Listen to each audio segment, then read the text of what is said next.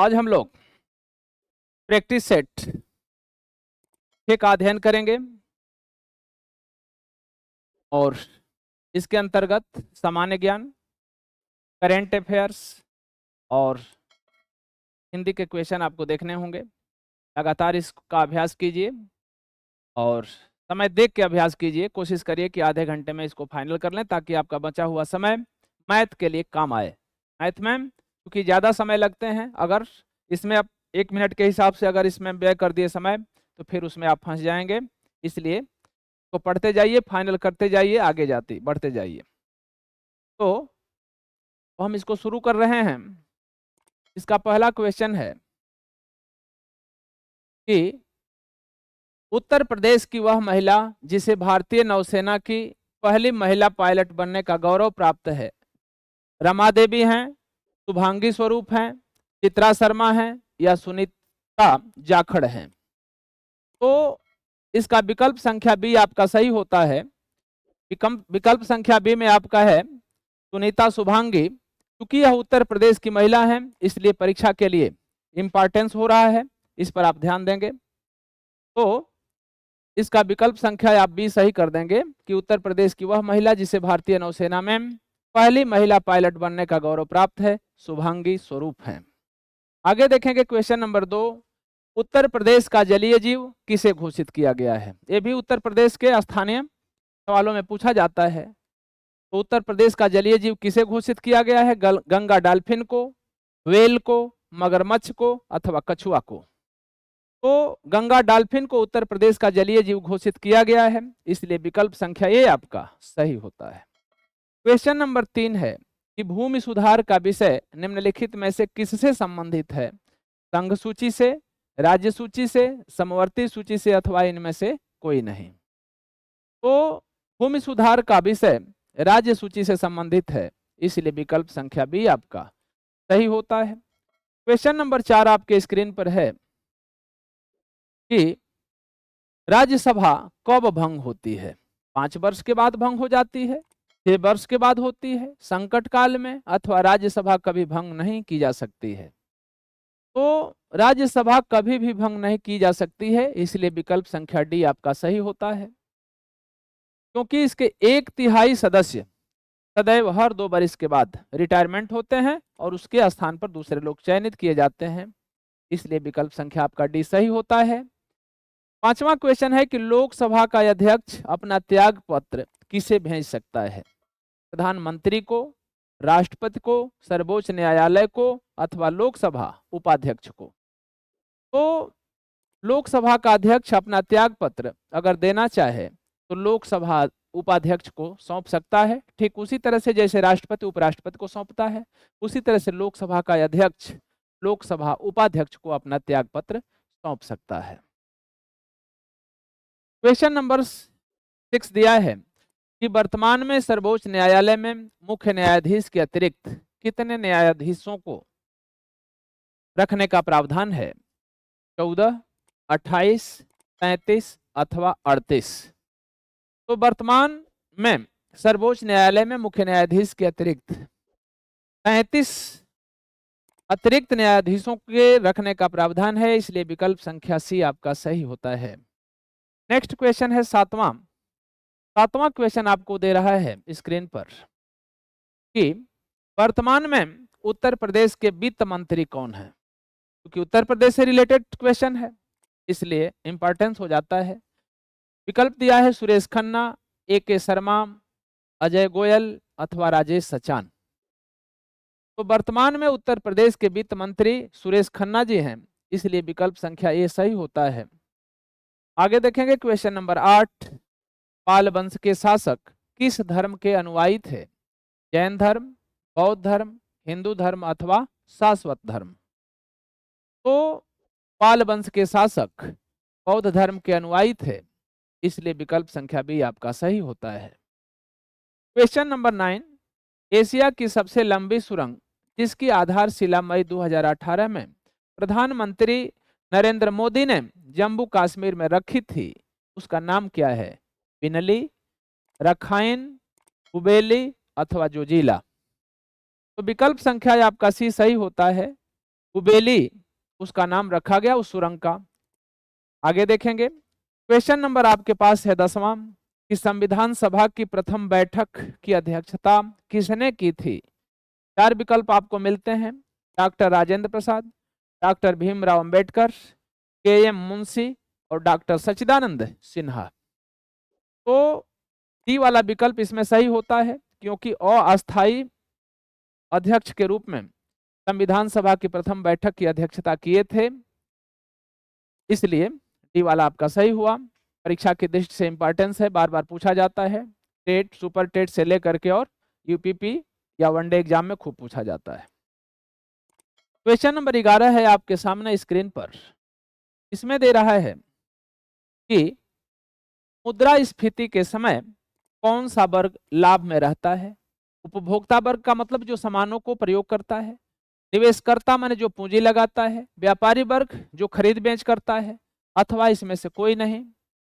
तो विकल्प संख्या इसका आपका सी सही हो जाएगा, व्यापारी वर्ग, क्योंकि उसके पास सामान का भंडार रहता है और दाम लगातार बढ़ता रहता है, स्फीत होता रहता है, इसलिए इसको काफी लाभ होता है। आगे देखेंगे, भारतीय संविधान स्पष्ट रूप से प्रेस की स्वतंत्रता की व्यवस्था नहीं करता, परंतु यह स्वतंत्रता अंतर्निहित है अनुच्छेद 19 फर्स्ट अ में, अनुच्छेद 19 फर्स्ट के बी में, अनुच्छेद 19 फर्स्ट के स में, अनुच्छेद 19 फर्स्ट के द में। तो इसका विकल्प ए सही होता है, क्योंकि प्रेस की स्वतंत्रता का वर्णन अनुच्छेद 19 फर्स्ट के अ में व्यवस्थित की गई है या अंतर्निहित है। आगे आप देखेंगे, क्वेश्चन नंबर 13, उत्तर प्रदेश में कुल कितने जिले हैं। बिल्कुल आसान है, लेकिन याद रहेगा तब तो उत्तर प्रदेश में कुल जिलों की संख्या कितनी है, 75 है। विकल्प 80, 73, 71 करके दे देगा और उस समय दिमाग से उतर जाता है, जानी हुई चीजें भी गड़बड़ हो जाती हैं। देख लेंगे कि यह विकल्प संख्या बी आपका सही है। क्वेश्चन नंबर 13 आपके स्क्रीन पर है, हो गया। क्वेश्चन नंबर 14 अब देखेंगे आप। क्वेश्चन नंबर 14 में पूछ रहा है कि अलीगढ़ आंदोलन किसके द्वारा चलाया गया था अथवा किसने चलाया था। तो 4 विकल्प है, आगा खान ने चलाया था, अब्दुल लतीफ ने चलाया था, सैयद अहमद खान ने चलाया था, अथवा सैयद मीर अली ने चलाया था। तो अलीगढ़ आंदोलन सैयद अहमद खान के द्वारा चलाया गया था, इसलिए विकल्प संख्या सी आपका सही होता है। 15वां कह रहा है कि पुलकेशिन द्वितीय की ए होल प्रशस्ति का लेखक कौन था। राजा रवि वर्मा, बिल्हण, हरिसेन अथवा रवि कीर्ति। तो पुलकेशिन द्वितीय की ए होल प्रशस्ति का लेखक रवि कीर्ति था, इसलिए विकल्प संख्या डी आपका सही होता है। क्वेश्चन नंबर 16 दे रहा है आपके पास कि निम्नलिखित में से कौन सा सदन ऐसा है जिसकी अध्यक्षता करने वाला व्यक्ति उस सदन का स्वयं सदस्य नहीं होता है। विकल्प दे रहा है विधानसभा, राज्यसभा, लोकसभा अथवा विधानसभा, विधान परिषद। तो इसका विकल्प बी सही होगा, क्योंकि राज्यसभा की अध्यक्षता उपराष्ट्रपति के द्वारा कराई जाती है और वह स्वयं राज्यसभा का अध्यक्ष सदस्य नहीं होता है। तो इस प्रकार से आपका 16 का विकल्प संख्या बी सही हो जाएगा। क्वेश्चन नंबर 17 आपके स्क्रीन पर है। इसमें दिया है कि भारत में इस्पात का प्रथम कारखाना कहाँ स्थापित किया गया। बोकारो में, जमशेदपुर, भिलाई अथवा टाटानगर। तो विकल्प आपका सही होता है बी, जमशेदपुर में इस्पात का प्रथम कारखाना लगाया गया। क्वेश्चन नंबर 18 है कि निम्नलिखित में से कौन जनता का लक्षण नहीं है। शारीरिक समीपता, अप्रत्यक्ष संबंध, असंगठित समूह अथवा बृहद समूह। चूंकि नहीं पूछ रहा है, इसलिए शारीरिक समीपता आपका विकल्प सही हो जाएगा। आगे देखिए 19, क्योंकि असंगठित समूह भी होते हैं, अप्रत्यक्ष संबंध भी होते हैं और बृहद समूह भी बना करके रहते हैं, लेकिन शारीरिक समीपता इनका लक्षण नहीं है। 19वां क्वेश्चन है कि काकोरी षड्यंत्र कांड का प्रमुख व्यक्ति कौन था। काकोरी कांड सुने होंगे, क्योंकि जितने भी हमारे स्वतंत्रता सेनानी थे, जो स्वतंत्रता की लड़ाई लड़ रहे थे, उनके पास पैसा नहीं होता था। तो पैसा की तो जरूरत है ही, इसलिए उन्होंने सरकारी खजाने को लूटने के लिए ट्रेन को रोक करके और खजानों को लूटे थे। उसी को काकोरी षड्यंत्र के नाम से जाना जाता है। तो पूछ रहा है कि उसका प्रमुख व्यक्ति कौन था? बटुकेश्वर दत्त, राम प्रसाद बिस्मिल, चंद्रशेखर आजाद अथवा सरदार भगत सिंह। तो विकल्प आपका भी सही होता है, राम प्रसाद बिस्मिल उसके नेता थे। 20वां देखिए, भारत विभाजन की योजना का प्रारूप किससे संबंधित है? क्रिप्स मिशन से, माउंट बेटन योजना से, कैबिनेट मिशन से अथवा बैबल योजना से। तो भारत विभाजन की योजना का प्रारूप माउंट बेटन योजना से संबंधित है, इसलिए विकल्प बी आपका सही होता है। क्वेश्चन नंबर 21 आपके स्क्रीन पर है। इसमें कह रहा है कि निम्नलिखित में से कौन सी फसल कर्नाटक के पठार की महत्वपूर्ण फसल है? चाय है, गन्ना है, कपास है अथवा कहवा है। तो आप जानते हैं कि कर्नाटक के पठार पर अर्थात पश्चिमी घाट पर कहवा की अच्छी खेती होती है, इसलिए विकल्प संख्या डी आपका सही होता है। 22वां क्वेश्चन है कि उत्तर प्रदेश का राजकीय पशु कौन सा है? उत्तर प्रदेश से रिलेटेड क्वेश्चन आपसे पूछे जाएंगे। तो राजकीय पशु में बारहसिंघा है कि शेर है कि लंगूर है कि भालू है? तो उत्तर प्रदेश का राजकीय पशु बारहसिंघा है, इसलिए विकल्प संख्या ए आपका सही होता है। क्वेश्चन नंबर 23 है कि संथारा प्रथा क्या है? विकल्प दे रहा है कि आदिवासियों में प्रचलित नृत्य संगीत की प्रथा है, या जनजातियों में प्रचलित आत्महत्या की प्रथा है, या जैन समाज में प्रचलित देह त्याग की प्रथा है, अथवा बौद्ध समाज में प्रचलित मोक्ष की प्रथा है। तो यह एक संथारा जैन समाज में प्रचलित देह त्याग की प्रथा है जो संचालित है। आगे देखेंगे, क्वेश्चन नंबर 24 है आपके सामने। इसमें पूछ रहा है कि भारत के कंट्रोलर और ऑडिटर जनरल का कार्य क्या है? लेखा संबंधी कार्य को देखना है, अंकेक्षण संबंधी कार्य को देखना है, या उपर्युक्त दोनों ए और बी दोनों सही है, या उपर्युक्त में से कोई उपाय नहीं है। तो इसमें अंकेक्षण संबंधी कार्य को ये देखते हैं, तो इसलिए विकल्प संख्या बी आपका सही होता है। 25वां दे रहा है, फिरोज तुगलक द्वारा स्थापित दार उल सफा क्या था? एक पुस्तकालय था, या एक औषधालय था जहां खैराती दवा मिलती थी, या तीर्थयात्रियों के लिए अतिथि गृह था, या एक दानशाला थी? तो फिरोज तुगलक ने एक औषधालय बनवाया था जहां पर गरीब लोगों को निःशुल्क दवा मिलती थी, तो वह खैराती अस्पताल था जिसे हम औषधालय भी कह सकते हैं। तो विकल्प संख्या बी आपका सही होता है। आगे देखेंगे, क्वेश्चन नंबर 26। 26 क्वेश्चन है आपके सामने। 26वां क्वेश्चन कह रहा है कि इटली की राजधानी है मदुरा में, रोम में, सुराबाया में, या दिल्ली में? तो इटली की राजधानी रोम है, इसलिए विकल्प संख्या बी आपका सही होता है। अगला क्वेश्चन कह रहा है कि कर भार का क्या तात्पर्य है? विकल्प दे रहा है कि कर अंततः कौन वहन करता है? करारोपण के सिद्धांत से है, या प्रत्यक्ष व परोक्ष कर से है, या कर निरंतर आरोपित है, या समयांतराल के बाद? तो कर भार का तात्पर्य है कि कर का भार अंतिम समय में कौन वहन करता है, अर्थात विकल्प संख्या ए आपका सही है।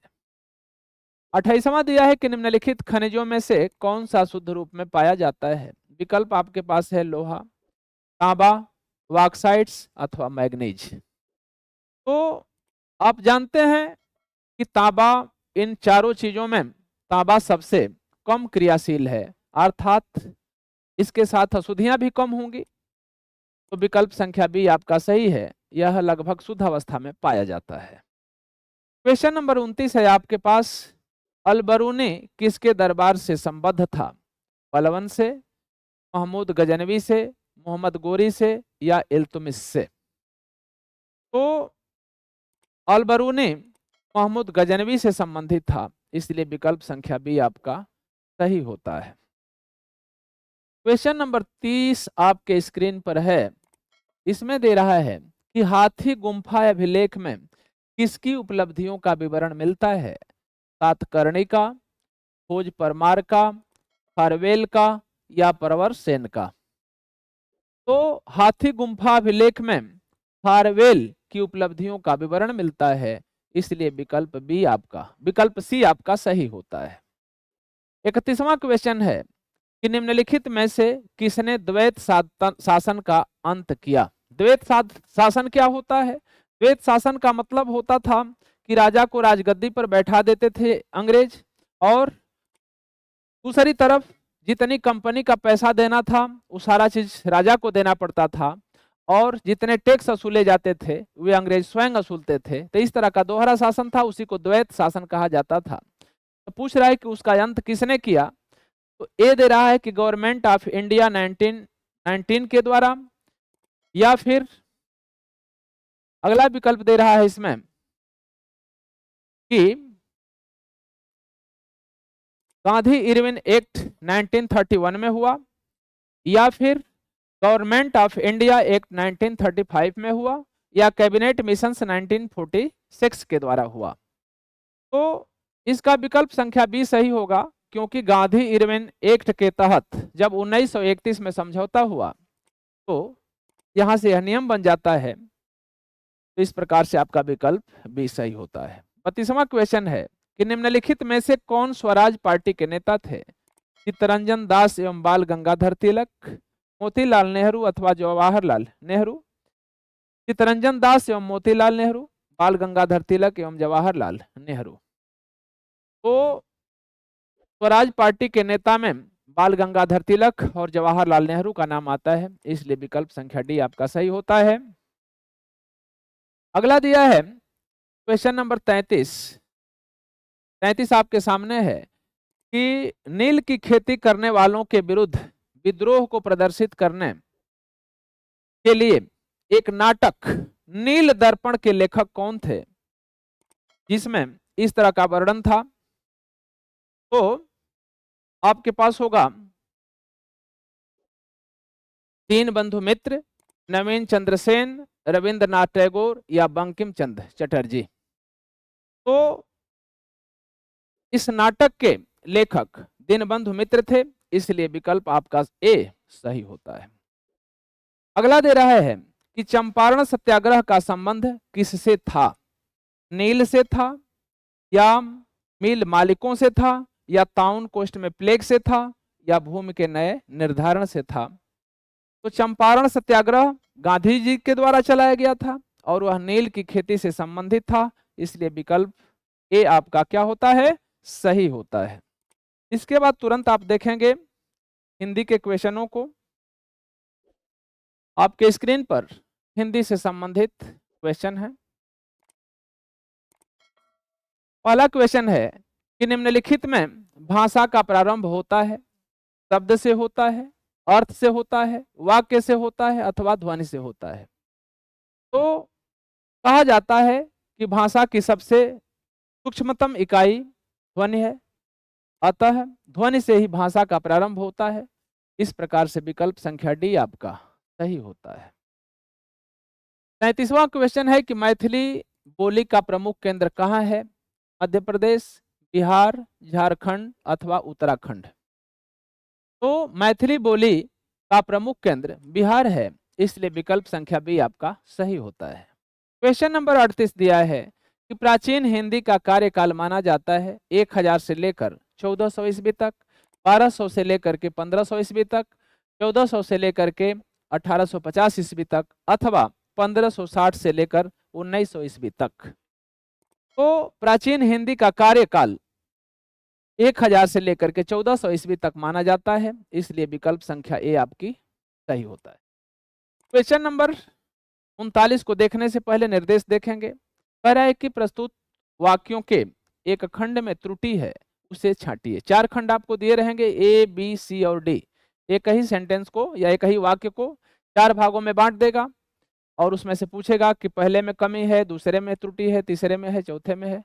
या ऐसे भी दे सकता है 3 विकल्प दे करके कि चौथे में कोई त्रुटि नहीं है, तो इस तरह का भी क्वेश्चन पूछेगा। तो इसमें दे रहा है कि आपका पत्र मिला और आशा करता हूं कि भविष्य में भी इसी प्रकार तुम्हारा कृपा पत्र मिलता रहेगा। तो आपका पत्र मिला, यहाँ आप लिख दिया है, तो इसमें कोई कमी नहीं है, ये पूरा है। और आशा करता हूं, यहाँ भी कोई दिक्कत नहीं है, कि भविष्य में भी, यहाँ भी ठीक है, इसी प्रकार तुम्हारा कृपा पत्र मिलता रहेगा। अब यहाँ आपका प्रयोग है और यहाँ पर तुम्हारा प्रयोग है, इसलिए विकल्प संख्या डी में त्रुटि है और त्रुटि को ही आपको छांटना है, इसलिए विकल्प संख्या डी ही इसका उत्तर सही हो जाएगा। 40वां क्वेश्चन है कि जीवन पथ पर हमें सतत रूप से चलते रहना चाहिए, कोई त्रुटि नहीं है। तो पहला विकल्प दिया है कि जीवन पथ पर हमें सतत रूप से चलते रहना चाहिए। अब यहाँ हमें दिया है और यहाँ चलते रहना चाहिए, चलते रहने चाहिए, तो इसलिए कौन सा सही होगा इसका? तो क्वेश्चन नंबर डी।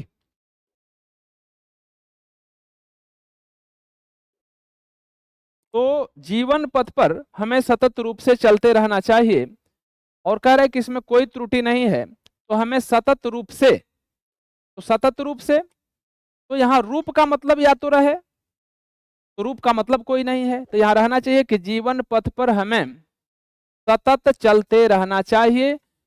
तो यहाँ रूप से आ गया है, इसलिए गलत हो गया है।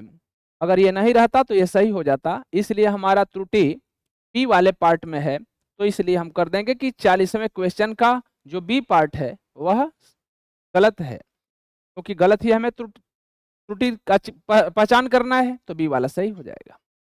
क्वेश्चन नंबर 41 आपके स्क्रीन पर है कि खौर का पर्यायवाची शब्द है, खौर का पर्यायवाची शब्द है। विकल्प दिया है मूर्ख, कुंठित, गधा या अथवा रावण। तो खर माने होता है गधा, इसलिए विकल्प संख्या सी आपका सही होता है।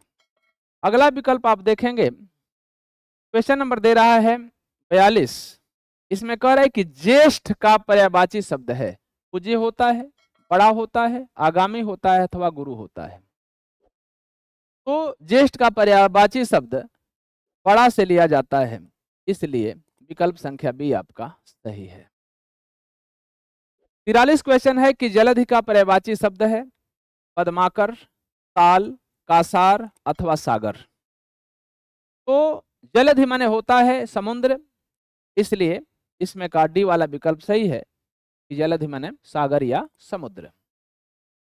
44 क्वेश्चन कह रहा है कि अवनत का विलोम होता है पढ़ना, अनंत, उन्नत अथवा अवनति।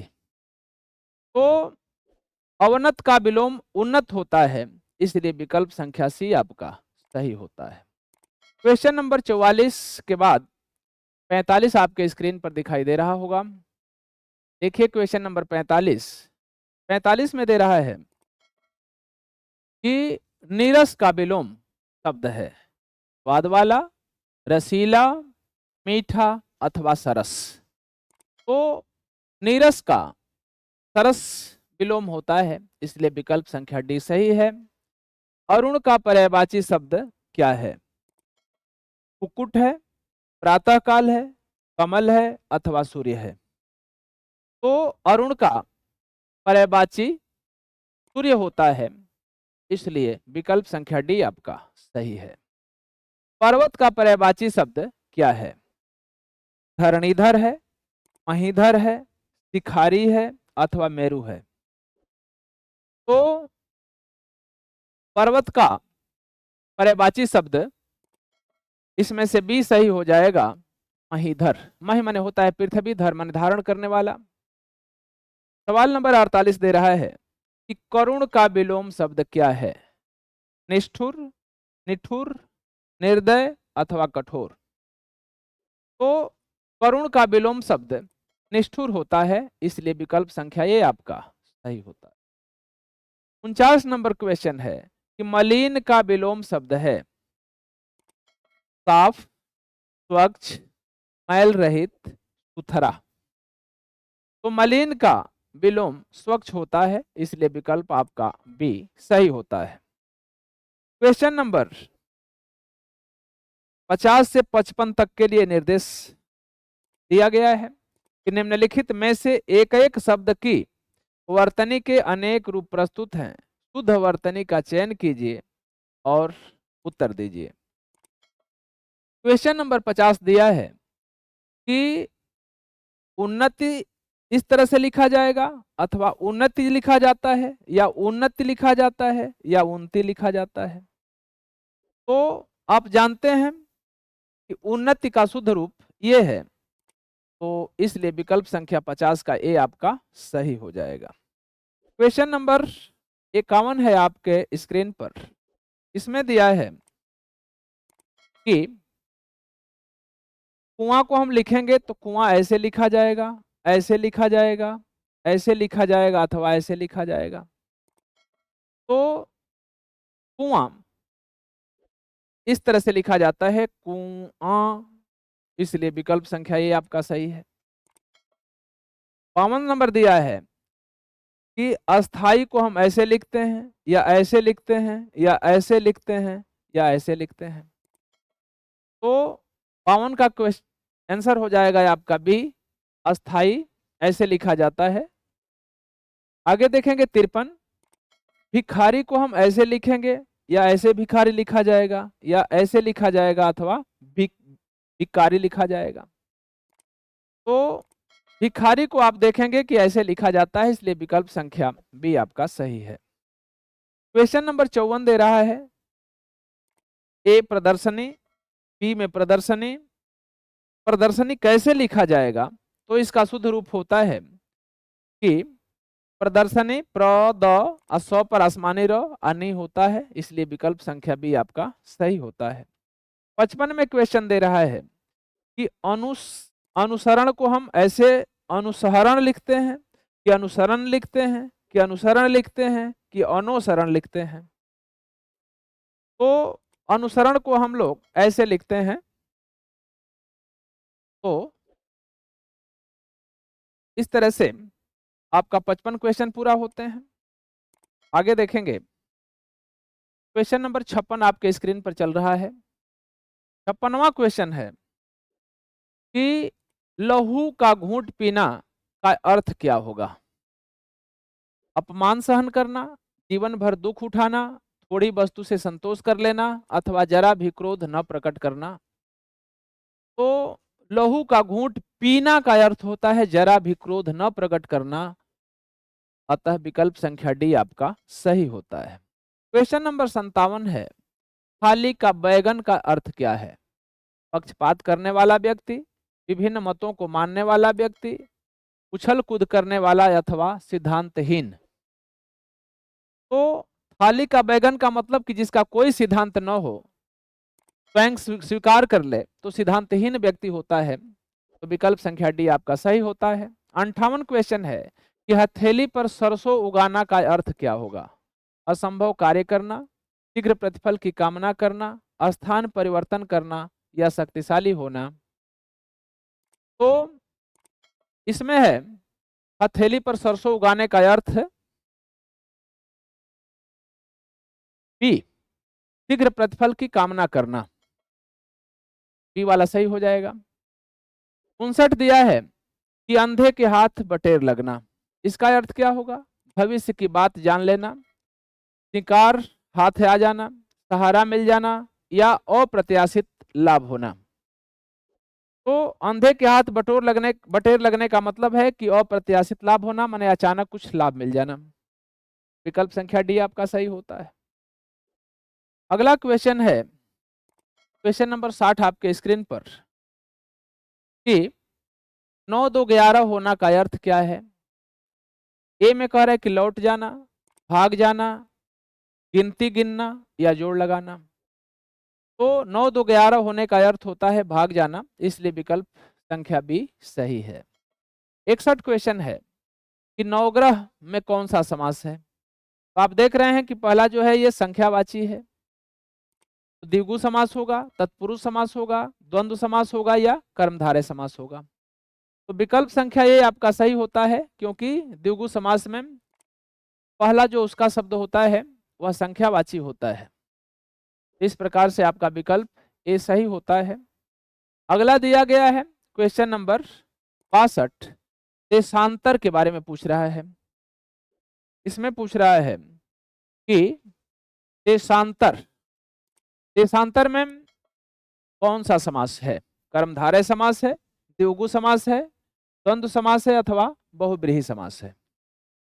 तो देशांतर में कर्मधारय समास है, इसलिए विकल्प संख्या आपका ए सही होता है। विकल्प संख्या ए सही हो जाएगा कि देशांतर में विकल्प संख्या ए आपका सही है। 63वां दे रहा है क्वेश्चन कि सपरिवार में कौन सा समास है। अव्ययीभाव समास, तत्पुरुष समास, द्विगु समास या बहुब्रीहि समास। तो सपरिवार माने परिवार के साथ, के छिपा हुआ है, इसलिए इसमें तत्पुरुष समास हो जाएगा। दीनानाथ, इसमें कौन सा समास है। कर्मधारय समास, बहुब्रीहि समास, द्विगु समास अथवा द्वंद्व समास। तो दीनों के नाथ, जिसमें न पहला पद प्रधान है और न ही द्वितीय बल्कि तीसरा पद प्रधान हो जा रहा है, दीनों के नाथ अर्थात ईश्वर, बहुब्रीहि समास हो जाएगा यहां। 65 में दे रहा है कि नवरत्न, पहला संख्यावाची आ गया, ये पूछ रहा है कि कर्मधारय होगा कि बहुब्रीहि होगा कि द्वंद्व समास होगा कि द्विगु समास होगा। तो नवरत्न में पहला 9 संख्यावाची होने की वजह से यह द्विगु समास हो रहा है। 66 नंबर क्वेश्चन कह रहा है कि यद्यपि का संधि विच्छेद क्या होगा। तो यदि धन अपि होगा कि यद धन अपि होगा कि यद्या धन अपि होगा कि यद्या धन इपि होगा। तो यद्यपि का संधि विच्छेद यदि धन अपि होगा, इसलिए विकल्प संख्या ए आपका सही है। 67 नंबर क्वेश्चन है कि पितृइच्छा का संधि विच्छेद क्या है। पितृधन इच्छा होगा या पितृधन इच्छा होगा या पितृधन इच्छा होगा कि पितरधन इच्छा होगा। तो पितृइच्छा का संधि विच्छेद पितृधन इच्छा होता है, इसलिए विकल्प संख्या ए आपका सही है। क्वेश्चन नंबर 68 है कि उस्मानकृत चित्रावली किस भाषा में रचित है। मान के द्वारा रची गई जो चित्रावली है वह किस भाषा में है। ब्रजभाषा में है, कौरवी में है, अवधी में है अथवा भोजपुरी में है। तो उस्मानकृत जो चित्रावली है वह अवधी भाषा में रची गई है, इसलिए विकल्प संख्या सी आपका सही होता है। क्वेश्चन नंबर आपके पास है कि कफन किस रचनाकार की श्रेष्ठ कृति है। प्रेमचंद की है, निराला की है, कमलेश्वर की है या महादेवी वर्मा की है। तो कफन प्रेमचंद्र की रचना है, इसलिए विकल्प संख्या ए आपका सही होता है। 70 क्वेश्चन है कि भारत भारती के रचनाकार कौन है। मैथिली शरण गुप्त, धर्मवीर भारती, प्रेमचंद अथवा महादेवी वर्मा।